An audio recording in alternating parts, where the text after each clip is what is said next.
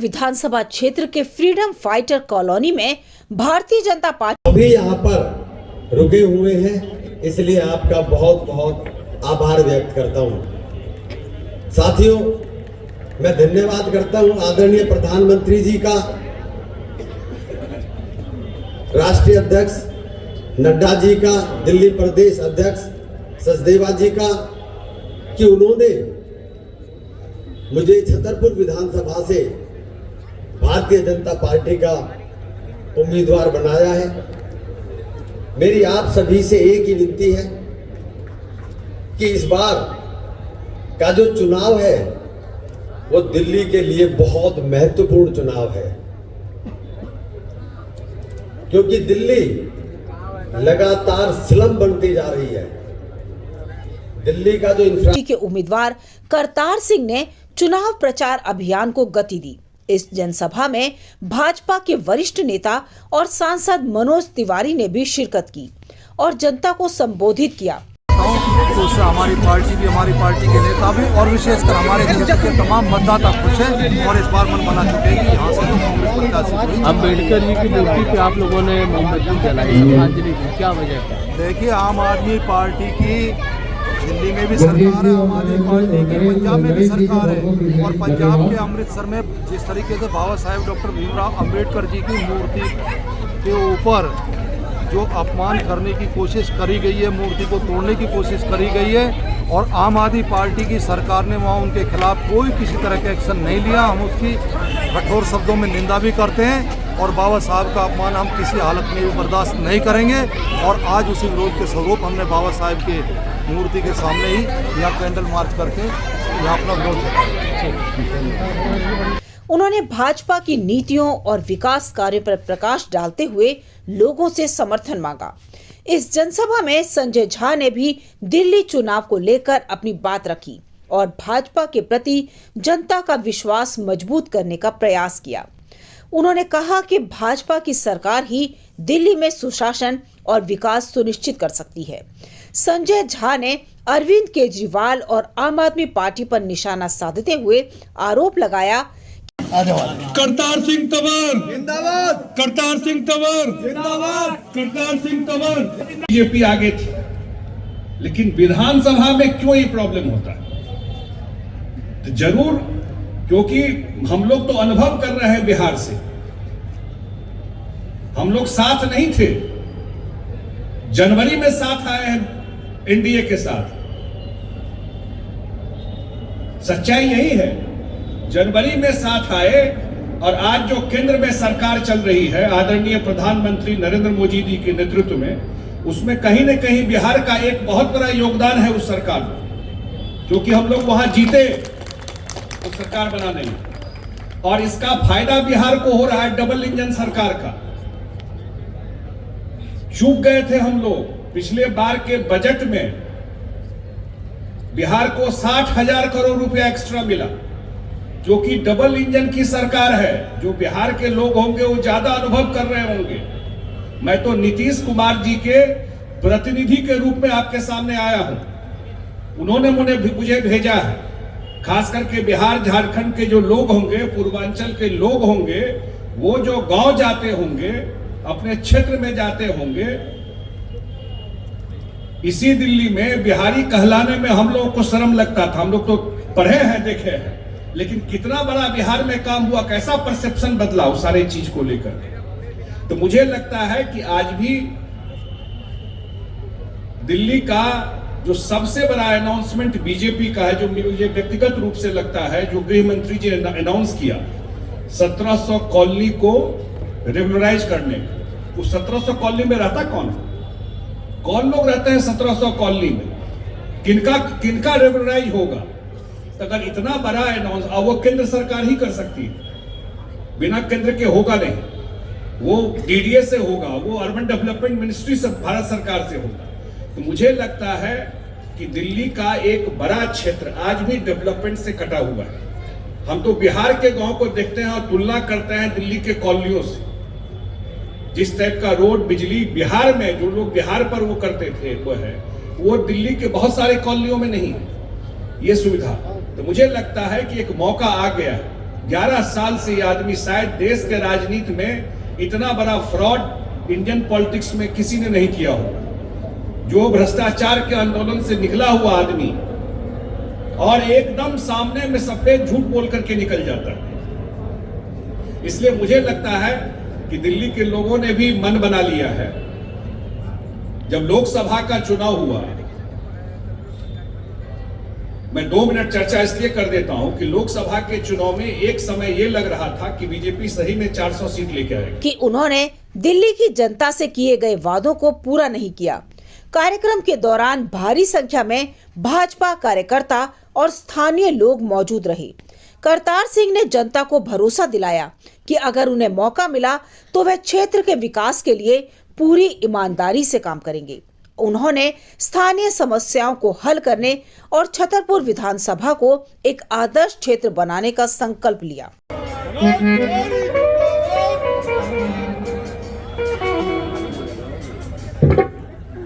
Hello hello, अच्छा इसमें बोले या इसमें बोले? हेलो इसमें बोला होना चाहिए, एक ही आवाज है, दोनों में बोला जाए, एक ही आवाज आई हो। भारत माता की हमारी घड़ी में इस समय 9:05 हुए हैं। जी जी। हाँ। और लगभग सभी लोग बोल ही लिए हैं। जो अध्यक्षता कर रहे होंगे वो बाद में धन्यवाद दे देंगे। गीत संगीत भी चल ही रहा था, हम भी रास्ते में कुछ लोग सुना रहे थे हमको। आज की मेरी ये 8वीं सभा है। इसके पहले 7 कर चुका हूं, एक और बची है मालवीय नगर में, देखता हूं कैसे पहुंच सकता। लेकिन छतरपुर विधानसभा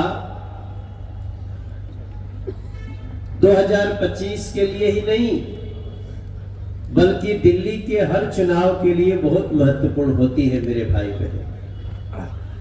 हमारे इस मंच पे अभी अभी आपने भारतीय जनता पार्टी के प्रत्याशी करतार सिंह तंवर जी को सुना। आज ये ध्यान से सुन ले हो, ओकरा और सुने के जरूरत नहीं। क्यों बाइक खराब हो जाएगा। ये वो बोल रहे थे जो 10 साल से उन लोगों के साथ थे, विधायक के रूप में थे, और इनका अनुभव कहता है विधायक रहते वो पद छोड़ छाड़ के चल दिए सिर्फ इसलिए कि जहां भ्रष्टाचार है वहां करतार नहीं रहे। भैया छोटी बात नहीं है। वो विधायक थे और उनको इस बात का विश्वास हो गया कि अब आम आदमी पार्टी नहीं रहेगी, और इसके कई कारण हैं। देखिए मैं तीसरी बार का सांसद हूं, और वैसे भी शायद आप लोगों को मालूम नहीं होगा, तीसरी बार कोई एक आदमी सांसद बना तो आपका मनोज तिवारी है, दूसरा कोई बना ही नहीं, पहला नहीं।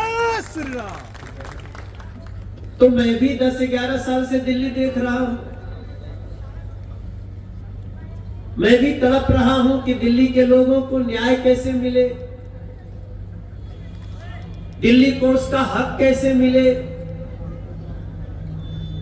और ऐसे परिस्थिति में जब आपके बीच आया हूं, यहां हमारे जिलाध्यक्ष जिला रणवीर ही है ना, हाँ रणवीर तंवर हमारे जिलाध्यक्ष जी बैठे हैं, और इनके साथ साथ कुछ लिस्ट बनाए लिखे हुए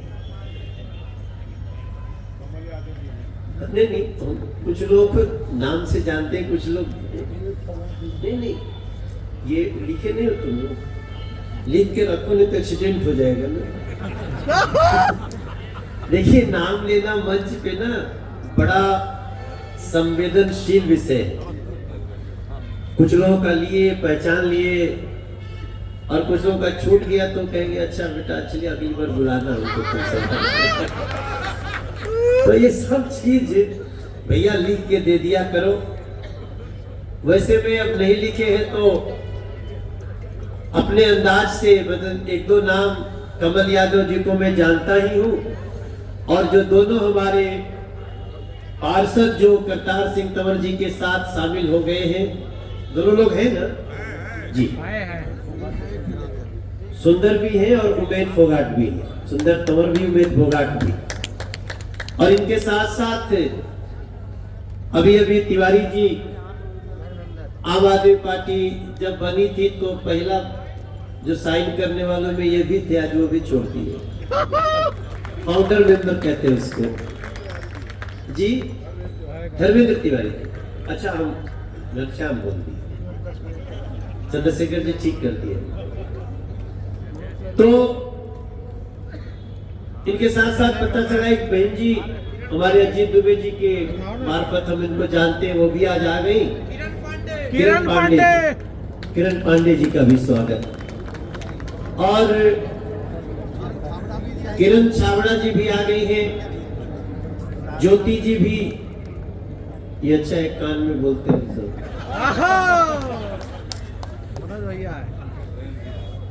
ये लोग आम आदमी पार्टी छोड़ के भारतीय जनता पार्टी में ज्वाइन किए हैं, और जहां का मैं सांसद हूं उधर भी ऐसा ही हो रहा है। गोंडा के पहले विधायक होते थे श्रीदत्त शर्मा जी, वो भी भारतीय जनता पार्टी में आ गए। वहां से जीती हुई एक रेखा रानी पार्षद है, वो भी भारतीय जनता पार्टी में आ गई। और अभी ये जो मंच है ना, ये तो मेरे लिए ऐतिहासिक है, और मेरे लिए ये मंच ही नहीं है, मेरे लिए तीर्थ है, क्योंकि मैं यही पहली बार आया था और धीरे धीरे दिल्ली में हमारी एक जगह बन गई। छठ माई की पूजा में हम लोग यहाँ आते हैं। मंच पे बैठे हुए अपने सभी लोगों को मैं दोनों हाथ जोड़ करके आप सबको प्रणाम करता हूँ। राम लखन लोहिया जी हमको आजकल लेकर के दिल्ली में घूमते रहते हैं।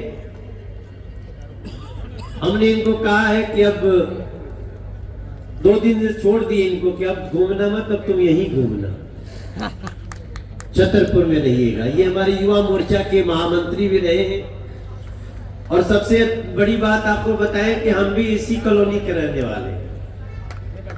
यहाँ पीछे मेरा घर है, आप मजाक नहीं कर रहा हूं, सही कह रहा हूं। नीरज क्या एड्रेस है अपने घर का? J59। और आपको आश्चर्य होगा करतार भाई रणवीर जी कि एक समय था जब हम और धोनी यही रहते थे, तब हम दोनों को कोई पहचानता नहीं था। तो ये जगह बड़ी हमारे लिए तीर्थ की तरह है। वो जो घर मैंने यहाँ खरीदा था शायद 1997 में, वो अभी भी है, और जिंदगी में कभी भी उसको हटाऊंगा नहीं। अब तो एक तो फ्लैट और बढ़ा लिए। हम आप लोगों से खाली 4-5 बात बोलना चाहते हैं, मेरे भैया लोग, मेरे दीदी लोग, मेरे हमसे उम्र में बड़े जो हमारे यहाँ उपस्थित हो गए, और छोटे भी जो युवा भाई बहन हैं। दिल्ली में लगातार छिनैती हो रही है। छिनैती समझते हैं ना? कोई रास्ता में जा रहा है, उसका पैकेट छोड़ लिया, सामान छोड़ लिया, छीना झपटी। तो छिनैती लगातार दिल्ली में होती रही, जिसके कारण करतार जी और उस बड़े साथियों ने आज ये निर्णय लिया है। और छिनैती करने वाला कोई और नहीं, आम आदमी पार्टी का मुखिया जिनका नाम अरविंद केजरीवाल है। सबसे बड़ा छिनैत वही निकला। अब आप बोलेंगे कि ये तो नया बात मनोज तिवारी कर रहे, छिनैती क्या किया? मैं आपको बताता हूं। पूरे देश में नरेंद्र मोदी जी ने गरीबों के लिए 5 लाख रुपया फ्री इलाज का पैसा भेजा, लेकिन दिल्ली वालों के साथ छिनैती हो गई। दिल्ली के गरीबों को पैसा इलाज के लिए नहीं मिला। आयुष्मान भारत उसका नाम है, उसको छिनैती कहेंगे ना भैया? आपको तो लोगों ने बैठाया था गद्दी पे, छतरपुर ने भी बैठाया कि आप हमारी सुविधा देंगे और जो केंद्र से भी मिलेगी उसको हमको मिलने देंगे, लेकिन वो बीच में छिनैती कर लिए। हम देश में पूरे 4 करोड़ 28 लाख बेघर को घर दे चुके हैं, बेघर को घर। लेकिन दिल्ली में हम केवल 4,500 दे पाए झुग्गी बस्तियों में रहने वाले लोगों को, जिन लोगों का डीडीए के फ्लैट पे, डीडीए के जमीन पे झुग्गी था। जबकि यहाँ पे 900 और झुग्गियां हैं जो दिल्ली सरकार के अंतर्गत हैं, लेकिन उनको घर नहीं देने दिया, घर की भी छिनैती कर दिया। कायदे से दिल्ली में हम लोगों की योजना के अनुसार लगभग 8.5 लाख लोग ऐसे हैं जिनको उस कैटेगरी में घर मिलना चाहिए, लेकिन हम नहीं दे पाए क्योंकि घर का इसको भी छिनैती हो गई, क्योंकि बोला कि योजना हम लागू नहीं करेंगे। इसको छिनैती बोलेगा और क्या बोलेंगे, छीन लिया। ठीक है। हमारे दिल्ली में बुजुर्गों का पेंशन छीन लिया गया। 2018 के बाद बुजुर्गों का पेंशन नहीं मिला। तब हम कह सकते हैं बीजेपी आगे थी, लेकिन विधानसभा में क्यों ये प्रॉब्लम होता है? तो जरूर, क्योंकि हम लोग तो अनुभव कर रहे हैं बिहार से, हम लोग साथ नहीं थे। जनवरी में साथ आए हैं एनडीए के साथ, सच्चाई यही है। जनवरी में साथ आए और आज जो केंद्र में सरकार चल रही है आदरणीय प्रधानमंत्री नरेंद्र मोदी जी के नेतृत्व में, उसमें कहीं न कहीं बिहार का एक बहुत बड़ा योगदान है उस सरकार में, क्योंकि हम लोग वहां जीते उस सरकार बनाने में, और इसका फायदा बिहार को हो रहा है डबल इंजन सरकार का। चूक गए थे हम लोग पिछले बार के बजट में, बिहार को 60,000 करोड़ रुपया एक्स्ट्रा मिला, जो कि डबल इंजन की सरकार है। जो बिहार के लोग होंगे वो ज्यादा अनुभव कर रहे होंगे। मैं तो नीतीश कुमार जी के प्रतिनिधि के रूप में आपके सामने आया हूं, उन्होंने मुझे भेजा है। खास करके बिहार झारखंड के जो लोग होंगे, पूर्वांचल के लोग होंगे, वो जो गांव जाते होंगे, अपने क्षेत्र में जाते होंगे, इसी दिल्ली में बिहारी कहलाने में हम लोगों को शर्म लगता था। हम लोग तो पढ़े हैं, देखे हैं, लेकिन कितना बड़ा बिहार में काम हुआ, कैसा परसेप्शन बदला उस सारे चीज को लेकर। तो मुझे लगता है कि आज भी दिल्ली का जो सबसे बड़ा अनाउंसमेंट बीजेपी का है, जो मुझे व्यक्तिगत रूप से लगता है, जो गृह मंत्री जी ने अनाउंस किया 1700 कॉलोनी को रेगुलराइज करने। उस 1700 कॉलोनी में रहता कौन लोग रहते हैं 1700 कॉलोनी में? किनका रेगुलराइज होगा? तो अगर इतना बड़ा अनाउंस, और वो केंद्र सरकार ही कर सकती है, बिना केंद्र के होगा नहीं। वो डीडीए से होगा, वो अर्बन डेवलपमेंट मिनिस्ट्री से, भारत सरकार से होगा। तो मुझे लगता है कि दिल्ली का एक बड़ा क्षेत्र आज भी डेवलपमेंट से कटा हुआ है। हम तो बिहार के गांव को देखते हैं और तुलना करते हैं दिल्ली के कॉलोनियों से। जिस टाइप का रोड, बिजली बिहार में, जो लोग बिहार पर वो करते थे, वो दिल्ली के बहुत सारे कॉलोनियों में नहीं है ये सुविधा। तो मुझे लगता है कि एक मौका आ गया है। 11 साल से ये आदमी, शायद देश के राजनीति में इतना बड़ा फ्रॉड इंडियन पॉलिटिक्स में किसी ने नहीं किया हो। जो भ्रष्टाचार के आंदोलन से निकला हुआ आदमी और एकदम सामने में सफेद झूठ बोल करके निकल जाता है। इसलिए मुझे लगता है कि दिल्ली के लोगों ने भी मन बना लिया है। जब लोकसभा का चुनाव हुआ, मैं 2 मिनट चर्चा इसलिए कर देता हूं कि लोकसभा के चुनाव में एक समय यह लग रहा था कि बीजेपी सही में 400 सीट लेके आएगी। स्ट्रक्चर है वो खत्म होता जा रहा है। साथियों, आप सभी ने मुझे 2 बार विधायक के रूप में जिम्मेदारी दी है। मैंने दिन रात लगकर, चाहे हमारे क्षेत्र की कॉलोनी है, चाहे हमारे क्षेत्र के गांव है, हर जगह पर विकास के बहुत कार्य किए। सीवर के काम कराए, सारी कॉलोनियों में सड़कों का, नालियों का काम कराए, स्कूल की बिल्डिंग्स बनाई, पीने के पानी की अच्छी व्यवस्था कराई।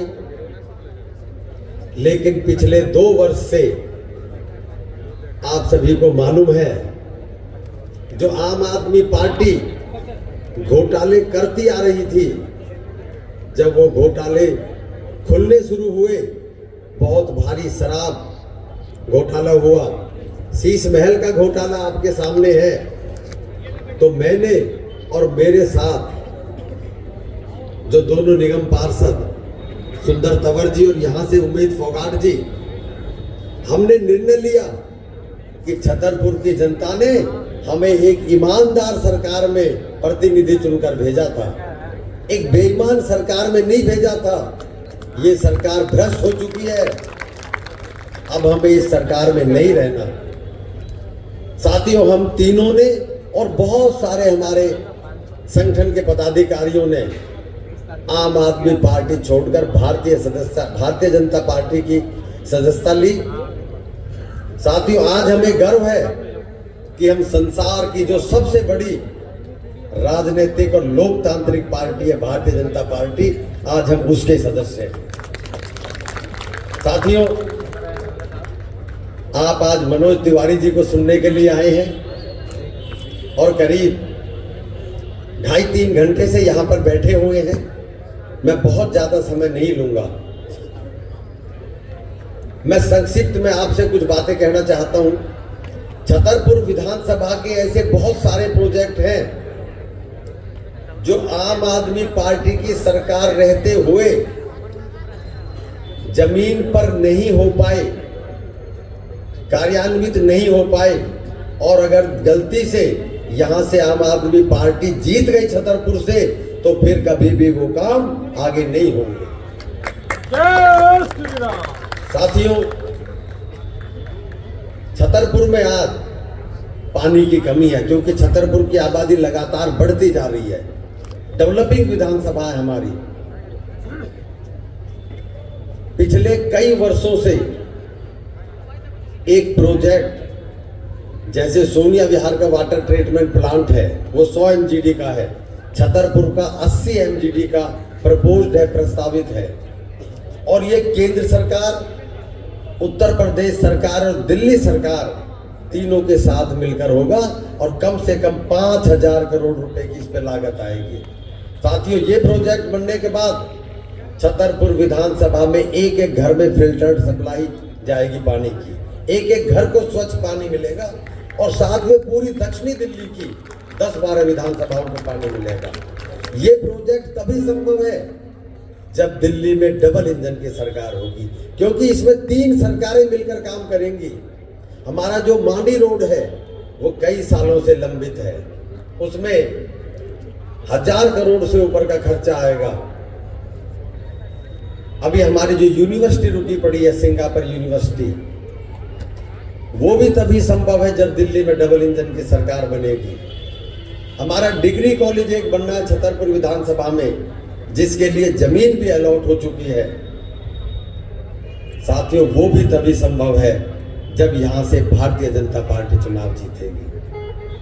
हमारा छतरपुर में इतना जाम रहता है, 2 एलिवेटेड रोड वहां पर बनने हैं। फतेहपुर में जाम रहता है, वहां पे बहुत काम करने की जरूरत है। साथियों, ये ऐसे प्रोजेक्ट वर्क हैं जो सैंक्शन कराए मैंने रात दिन अधिकारियों के साथ लगकर। एक 2000 बेड का हॉस्पिटल जो दिल्ली सरकार का दूसरा सबसे बड़ा हॉस्पिटल होगा, 2000 बेड का, वो भी छतरपुर में बनना है। तो साथियों, ऐसे बड़े बड़े प्रोजेक्ट हमारे बनने हैं और यही पूरी दिल्ली का हाल है। आम आदमी पार्टी की सरकार रहते हुए दिल्ली का इंफ्रास्ट्रक्चर बिल्कुल जीरो हो चुका है। चारों तरफ ट्रैफिक जाम है, सड़कें टूटी पड़ी हैं, पॉल्यूशन आपके सामने है, कितना बुरा हाल है। यमुना की आपके सामने क्या हालत हो रखी है। साथियों, प्रधानमंत्री नरेंद्र मोदी जी का एक सपना है। आज उन्होंने भारतवर्ष का नाम कितना ऊपर पूरे वर्ल्ड में उठाया है। आज भारत विश्व गुरु बनने की राह पर चल पड़ा है। भारत एक आर्थिक और राजनीतिक महाशक्ति बहुत जल्दी बनने वाला है। आदरणीय प्रधानमंत्री नरेंद्र मोदी जी ने उसकी नींव रख दी है और अब बहुत जल्दी भारत जो है वर्ल्ड की सबसे पावरफुल जो हमारा कंट्री बनेगा।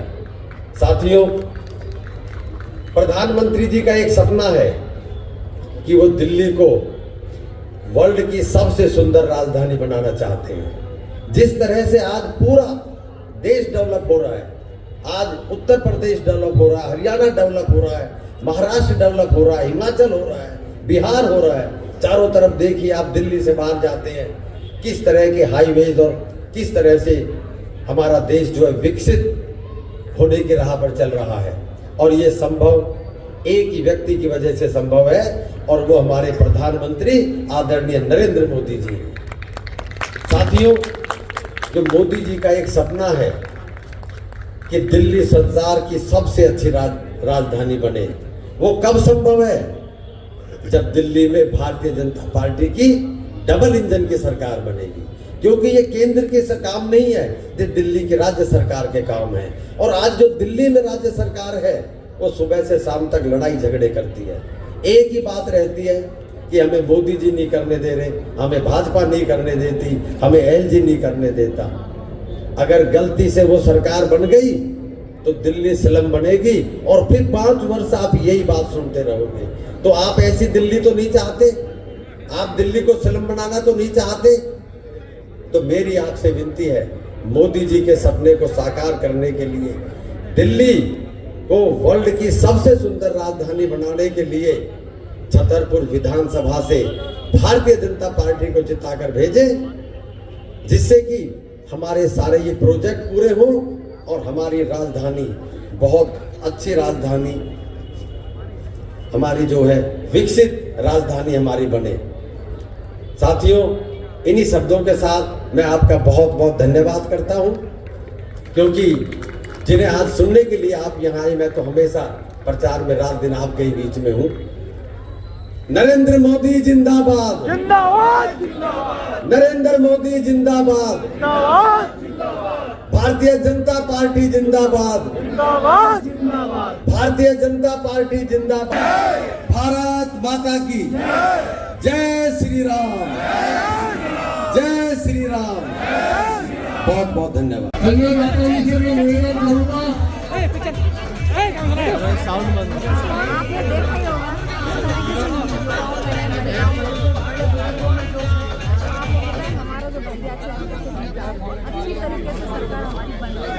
अम्बेडकर जी के अपमान को लेकर के कांग्रेस पार्टी, आम आदमी पार्टी से आप कह रहे हैं? मैं आपको बताना चाहूँगी,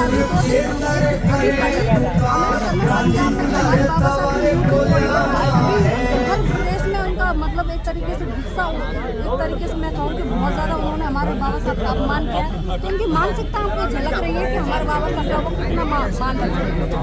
राजेंद्र जी के लिए क्या कहेंगे? जिस तरह की लोकप्रियता है इस विधानसभा में, हमारे बहुत जुझारू और युवा हैं और अच्छी तरीके से मैं कहूँ कि यहाँ पे उनकी सरदारी है, उनका इतना अच्छा स्वागत सम्मान है, ऐसे उनको जिताकर विधानसभा में वोटों से। संजय जी, आप जनता को क्या संदेश देना चाहेंगे? मैं समस्त सरदारी से यही कहना चाहूँगी कि जो हमारे भाई हैं सभी को, मैं हमारे भाई को ज़्यादा से ज़्यादा वोट दिए, उनको अच्छी मतों से जिताइए और कांग्रेस पार्टी को बस भेजिए। अम्बेडकर मूर्ति के पास में आज आप लोगों ने कैंडल जलाया, क्या संदेश देंगी? मैं कहना चाहूँगी कि जिस तरीके से हमारे बाबा साहब का अपमान नहीं सहेंगे, उनके हमें चाहे सड़कों पर उतरना पड़े, चाहे उनके लिए हम कुछ भी कर सकें। और आज हमारे बाबा साहब के मान सम्मान में हमें सभी जगह हमारे यहाँ पर कैंडल जलाएंगे। आम आदमी पार्टी की सरकार है, जो आपके पुराने दोस्त हैं, पंजाब में उनकी सरकार है और वहाँ पे इस तरह की घटना हुई, क्या कहेंगे आम आदमी पार्टी? आप सोच सकते हो कि आम आदमी पार्टी की जो सोच है कितनी गिर चुकी है। आप इसी से सोच सकते हो कि हमारे जो दलित हैं, पिछड़े हैं, उनके बारे में किस तरीके से हमारे बाबा साहब का अपमान किया, हम बिल्कुल नहीं बर्दाश्त करेंगे। पहले सुनते थे 1,000 रुपए वोट के बट रहे हैं, लेकिन अब इलाके में आवाज आ रही है कि कुछ पैसे बढ़ा दिए गए हैं कांग्रेस मजबूत होने के कारण।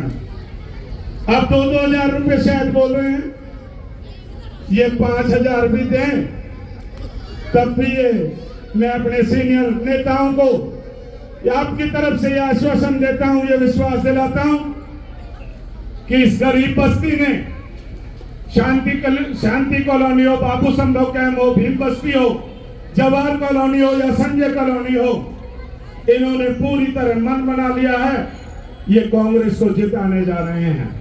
आने वाली 5 फरवरी में मेरे सामने बहुत भारी संख्या में जो मेरी माताएं बैठी हैं, क्योंकि ये आपको बरगलाने की ज्यादा कोशिश करते हैं। इनके दलाल जो वोट खरीदने के लिए आते हैं, इतना स्तर नीचे गिर गया है। ईसा मसीह को मानता है, वाहिगुरु को मानता है, सबकी तस्वीरें इनके पास हैं। उस तस्वीर पर हाथ रखकर कसम खिलाई जाती है, बच्चों की कसम खिलाई जाती है, परिवार की कसम खिलाई जाती है।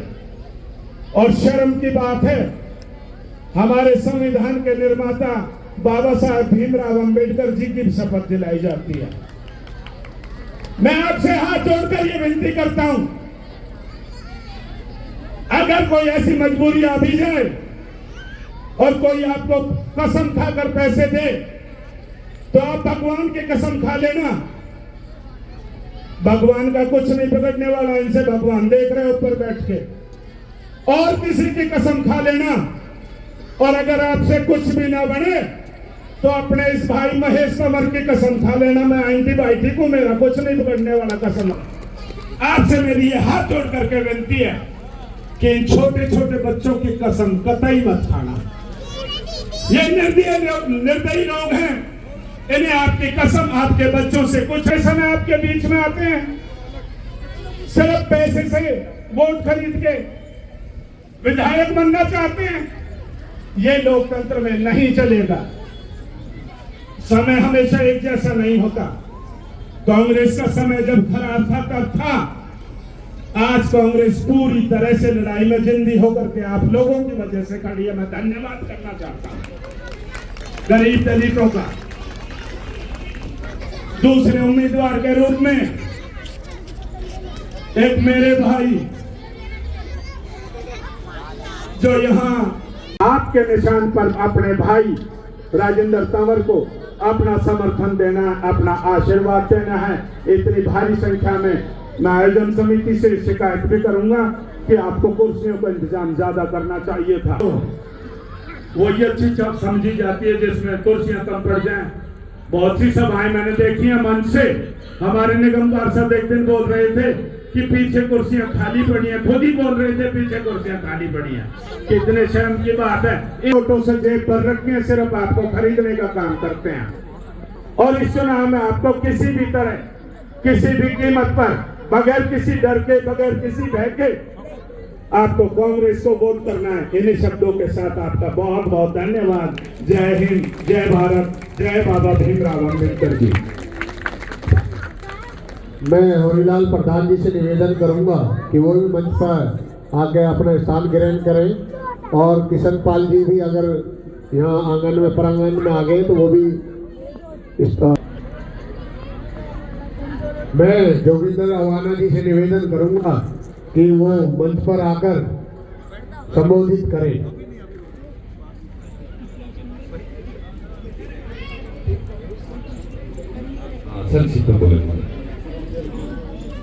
हमारे बीच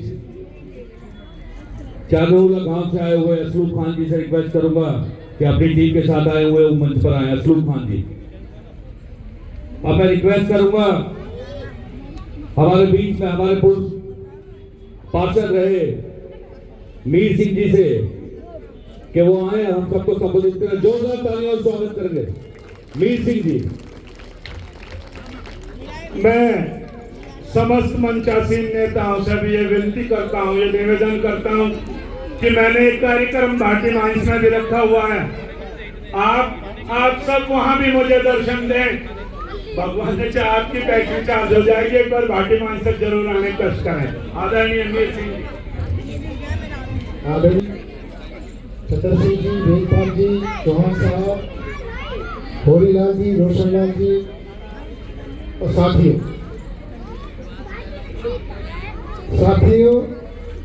मेरा गांव भी मांडी है। बहुत सारे जो नए बच्चे हैं वो नहीं जानते। मेरा रिश्ता 1970 से होरीलाल जी और रोशनलाल जी जब ये यहाँ पे आए तब से है। ये लोग पत्थर तोड़ते थे और इनको 20 रुपए एक लॉरी तोड़ने के मिलते थे। हम लोगों ने कोऑपरेटिव सोसाइटी बनाई। उस कोऑपरेटिव सोसाइटी की वजह से इनके 20 रुपए 80 रुपए इन्होंने पूरी मदद की सोसाइटी को चलाने में। बाद में माइंस बंद हो गई, वो अलग बात है। इसके बाद 1980 में जब इंदिरा गांधी जी फिर चुनाव जीत के आई तो बहुत एक्टिव होते थे NSUI में, और उनकी वजह से फिर 20 एकेडमिक प्रोग्राम के तहत इन लोगों को सबको प्लॉट दिलाए गए। दिल्ली में मांडी गांव ही एक ऐसा गांव है पूरी दिल्ली में जिसे बाहर के लोगों के लिए भी, शेड्यूल कास्टों के लिए अंडर 20 इकोनॉमिक प्रोग्राम के तहत इनको जो जवाहर कॉलोनी हमें उसका नाम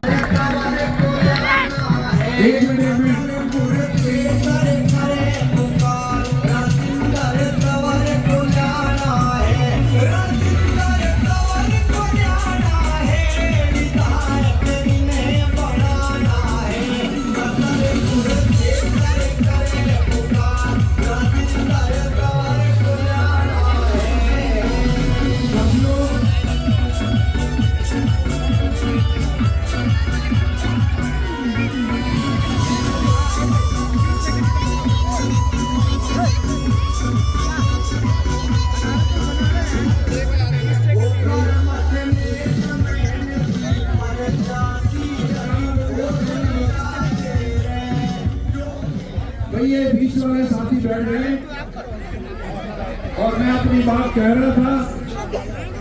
मेरी प्रार्थना है कि जब मुख्य अतिथि सामने हो, पहले का उनका स्वागत करेंगे और जब समाप्त हो जाएगा स्वागत तो फिर मैं 5 मिनट दोबारा अपनी बात कहूंगा और मैं प्रार्थना करूंगा जो साथी स्वागत कराएंगे वो एक साथी से, जिसने संजना जैसी बेटी को जन्म दिया।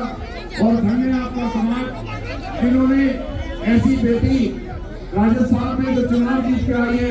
आप सब सम्मान के लायक है, सब सम्मान में, उनके सम्मान में मेरी बहनों से प्रार्थना है कि वो आपकी बेटी है। और चलो चलो पीछे चलो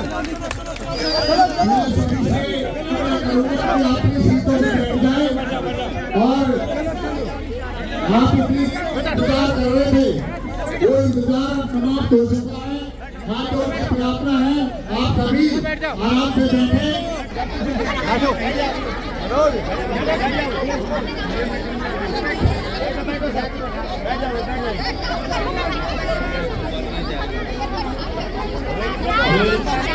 गुलदस्ता मिलाइए पार्टी से चौधरी कमर सिंह जी गुलदस्ता के संजना जी का स्वागत करेंगे। उसके बाद मैं साथ में राजेंद्र जी को भी कहूंगा कि वो भी स्वागत करेंगे। उसके साथ साथ वेदपाल जी निगम पार्षद आयनगर से, मीर सिंह जी, सुनील चेयरमैन जी,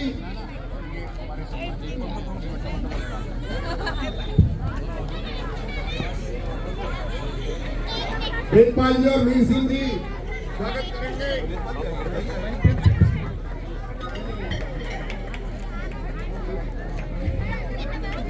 सुनील चेयरमैन जी, शौकत चौधरी जी आगे स्वागत करेंगे संजना जी का।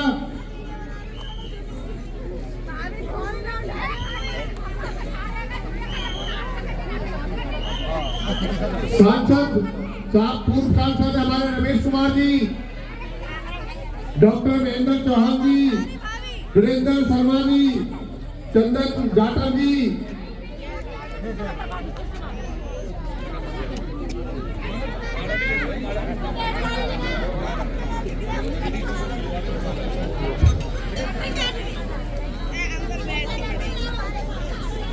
गुरुजी ने आज छोड़ दो, आप उनके साथ हैं। गुरुजी के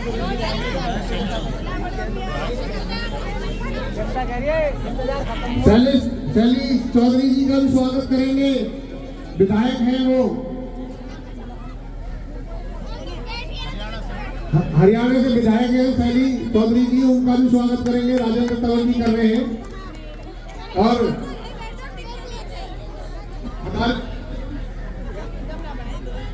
जोगिंदर जी जोगिंदर सिंह अवाना जी का स्वागत करेंगे। राजेंद्र जी कर रहे हैं, राजस्थान से एमएलए हैं।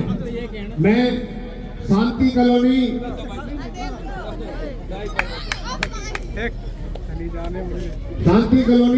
के आरडब्ल्यू अध्यक्ष सूरज भान जी और हरिलाल जी पूर्व हमारे यहाँ के प्रधान रहे हैं। भीम बस्ती से उदय जी जाटव जी का स्वागत करेंगे। चलो उधर साइड।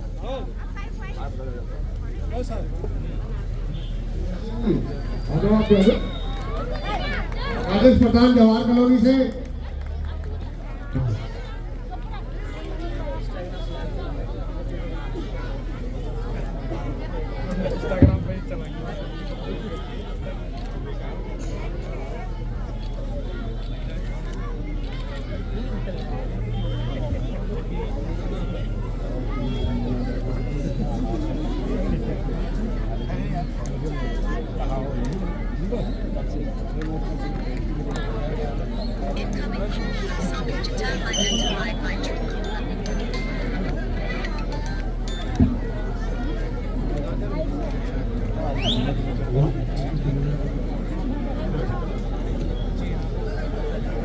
कमलेश नेताजी पूर्व प्रधान रही है राजस्थान कामा से, उनसे मेरा निवेदन है कि वो मंच पे आए।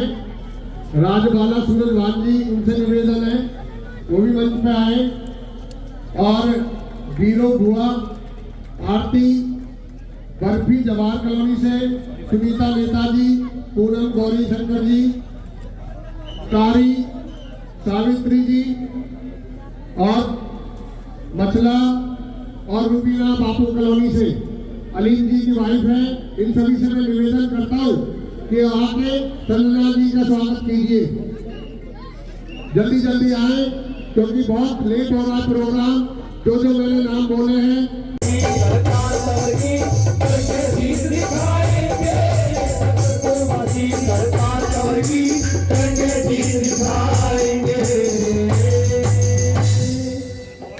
तमाम बड़ी खबरों के लिए बने रहिए किन्नी टाइम्स के साथ। वीडियो को लाइक करें, चैनल को सब्सक्राइब करना ना भूलें।